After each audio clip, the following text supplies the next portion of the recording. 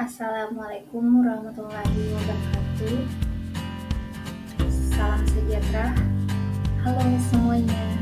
Perkenalkan, saya Tirsa Parung Alo dari PPG Percobaan Universitas Muhammadiyah Makassar. Pada video ini, saya akan membahas mengenai pemahaman dan juga refleksi setelah saya mempelajari topik 1, Filosofi Pendidikan Indonesia, mengenai perjalanan pendidikan Indonesia untuk tugas koneksi antar materi. Ki Hajar Dewantara menjadi kiblat para guru sebagai sosok yang diteladani. Ki Hajar mengatakan bahwa pendidikan sebagai tuntunan, yaitu tuntunan dalam tubuh hidupnya murid.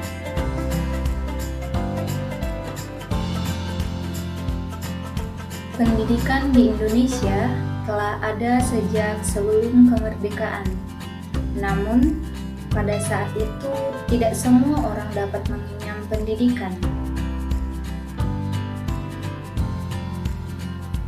Pendidikan saat itu didasarkan pada golongan penduduk menurut kelas sosial atau keturunan serta golongan kebangsaan yang berlaku.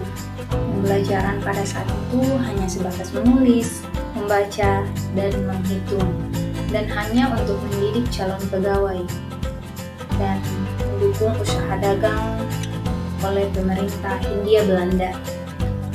Oleh karena bangsa Indonesia menginginkan perubahan pada pendidikan, maka para tokoh pejuang pendidikan Indonesia tidak tinggal diam.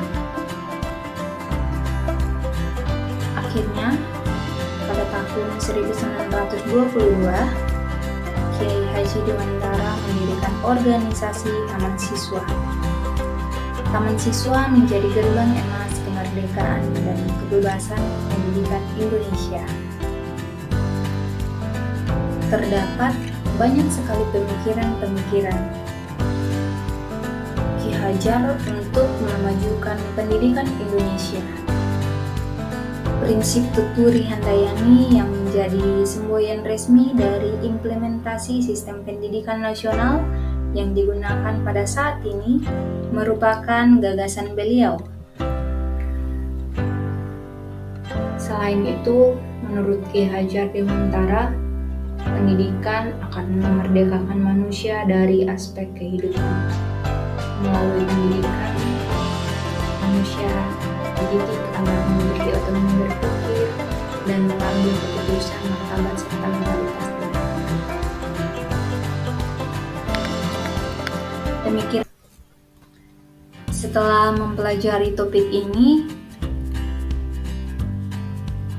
mengenai perjalanan pendidikan Indonesia, saya banyak memperoleh pengetahuan dan pengalaman serta terdapat perubahan yang saya alami. Di antaranya, saya menjadi paham mengenai sejarah pendidikan Indonesia dari sebelum hingga setelah merdeka, serta pemikiran Ki Hajar Dewantara yang diadaptasi dan diimplementasikan dalam pendidikan Indonesia saat ini.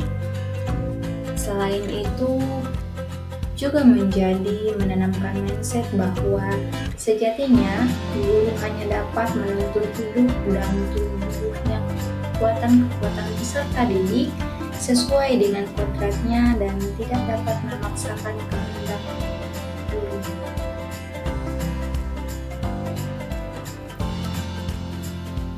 Sebagai guru, nantinya saya akan menuntun peserta didik untuk mengembangkan potensi-potensi yang dimiliki dan menggerakkan segala daya upaya untuk memajukan perkembangan moral, budi pekerti, pikiran, jasmani peserta didik agar dapat memperbaiki perilakunya. Saya akan menciptakan lingkungan belajar yang kondusif dan menyenangkan, serta menggunakan model-model pembelajaran yang dapat memerdekakan peserta didik dalam mengeksplor materi pembelajaran sehingga potensi-potensi yang mereka miliki dapat berkembang. Sekian dan terima kasih.